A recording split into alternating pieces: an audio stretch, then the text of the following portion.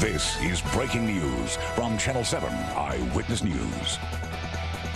That breaking news, hundreds, possibly thousands of fans stormed the gates at the Electric Zoo. The Electric Zoo. At the Electric Zoo Festival. The Electric Zoo. By now we have all seen the videos posted all over social media about what occurred on Labor Day weekend.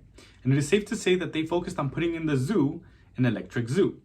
Now, for those of you unfamiliar with the event, Electric Zoo is the biggest electronic music festival that takes place in New York and has been going on for 14 years during Labor Day weekend. It began as a 2-day festival, but in 2011, they added an extra day.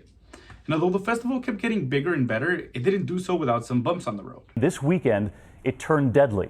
Here's ABC's Lindsay Janis. In New York City, promoters shut down the massive multi-day Electric Zoo Music Festival after the deaths of 2 young people.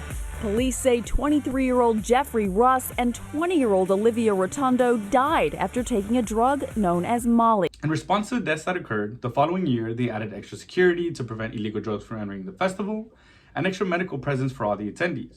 But it didn't end there. They pushed back the start time of the festival from 11 a.m. to 1 p.m. to limit the sun exposure, and all the attendees had to watch a 2-minute anti-drug video in order to activate the wristbands. Now fast forward to today. Electric Zoo 2023 was a complete disaster. All 3 days. Now, this isn't to say that everyone had a bad time. I've heard a lot of people say that they had a good time, that they didn't know what people were talking about, didn't experience long lines, whatever it is. But for the most part, it was really a complete zoo, no pun intended.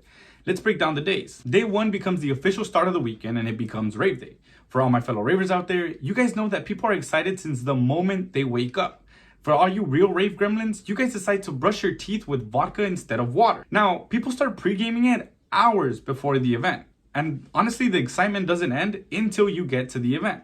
Well, turns out that half the stages weren't even built. Just hours before doors were set to open, organizers of the Electric Zoo Music Festival canceled their first day of performances, saying they couldn't complete construction of their main stage in time. People who lived around the area began sounding the alarm days prior, wondering how the would they finish on time. Well, to everyone's surprise, they didn't. That's right, ladies and gentlemen. Electric Zoo put out an announcement just 3 hours prior to the gates opening that day 1 would have to be canceled due to supply chain issues. Now, that immediately caused an uproar in social media, with everyone being upset and wondering if the festival would even take place over the weekend. Day 2 began with the announcement that the show would go on, but it would be postponed by 2 hours due to ongoing construction. The visuals didn't even work for Machoda's set, but he didn't mind as long as the sound system was a-okay. The music was the only thing that mattered. Now, during the course of the day, people who were required to show up to will call to pick up their wristbands, well, guess what? They were subjected to 6 hours of wait time.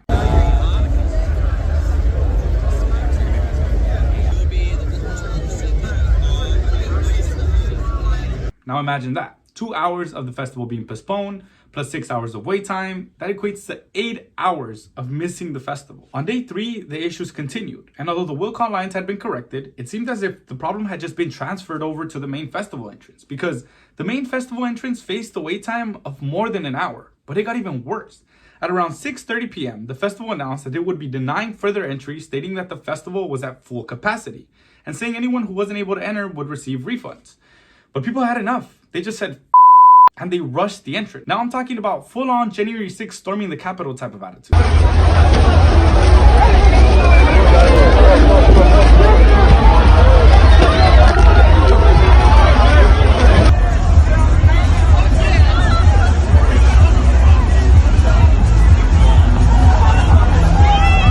Now everyone keeps asking themselves why. Why was this year's EZoo such a disaster if it's been a festival that's been going on for over 14 years?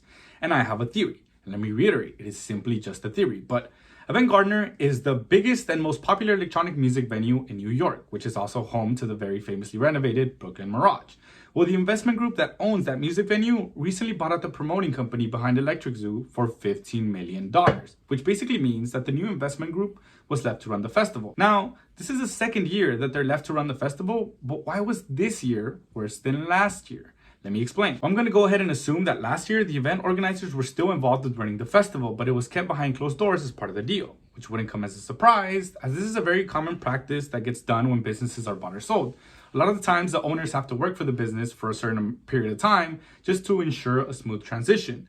So I assume that last year, the event organizers were still involved. This year, the investment group was left to run the festival all by itself, and they underestimated the logistics that comes with throwing an event of this magnitude. I think a lot of us wouldn't even begin to fathom the logistics that come with throwing an event of this size. Just think about how they transport all the props, from the very famous EDC Owl, to the 2 Guardians that stand in front of Kinetic Field, to the amount of cables needed to plug in all the sound systems, to the screens that need to be set up for the visuals.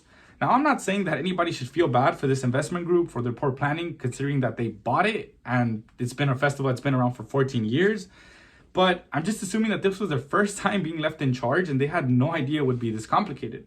At least it seems that they're trying to fix it as much as they can, issuing refunds to the people who couldn't attend day 3, but they really haven't said much about day 1.